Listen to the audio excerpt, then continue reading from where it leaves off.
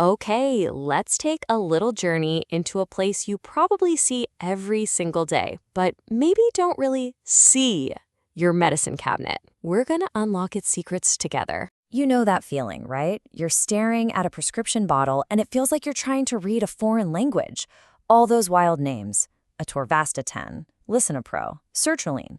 It's easy to feel kind of lost, like you're in a big, confusing city without a map. Well, what if I told you that there is a map? That there's a hidden logic to all of it, how these drugs are named, how they're organized, and how they work.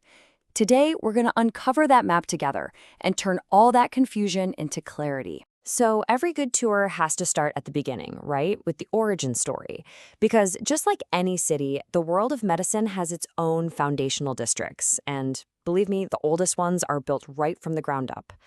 I mean that quite literally. At its most basic level, you can classify almost any drug by just asking one simple question. Where did it come from? So on one side, you've got your natural sources. These are powerful compounds that we pull directly from plants, animals, even minerals. And on the other side, you've got synthetic drugs, the ones we create or tweak right inside a laboratory. And think about this for a second. Nature has been our pharmacy for thousands of years. That powerful pain reliever, aspirin, its roots go all the way back to the bark of a willow tree. That beautiful but really potent foxglove plant, it gives us digoxin, a critical drug for keeping your heart rhythm steady. We even get anti-cancer drugs from the humble periwinkle plant. It's just an incredible reminder that medicine is literally all around us. All right, hang on, because we're about to pick up the pace. We're going to take a whirlwind tour through the main districts of our pharmacological city.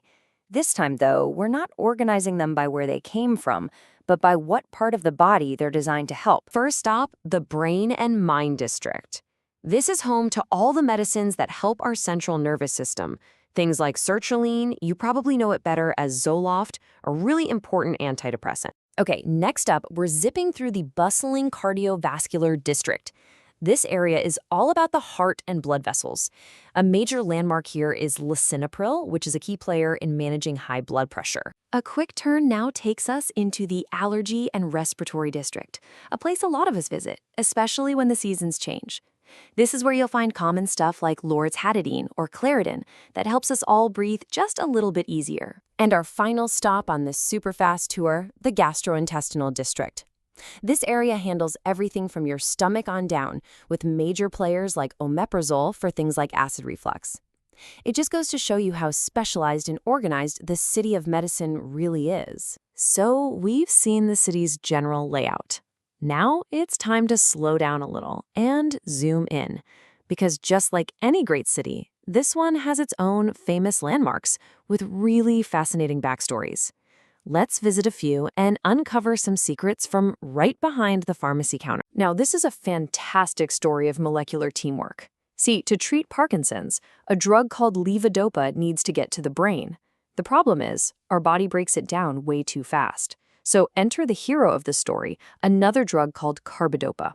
It literally acts like a bodyguard, protecting levodopa on its journey so it can get past the brain's super selective security gate, the blood-brain barrier, and finally do its job. It's just a brilliant partnership. Okay, now for a really, really crucial word of caution. Some of the street names in our city sound dangerously alike. You've got diphenhydramine, that's Benadryl for allergies, but that sounds an awful lot like dimenhydrinate. That's Gravol for nausea. Mixing these up is at best not going to work, and at worst could be pretty dangerous.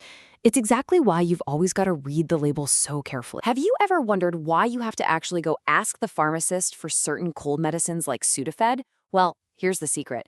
Its main ingredient, pseudoephedrine, can unfortunately be used to illegally cook up methamphetamine. So, to stop that from happening, this really effective decongestant is kept safely behind the counter. Here's a cool fact, and I mean that literally.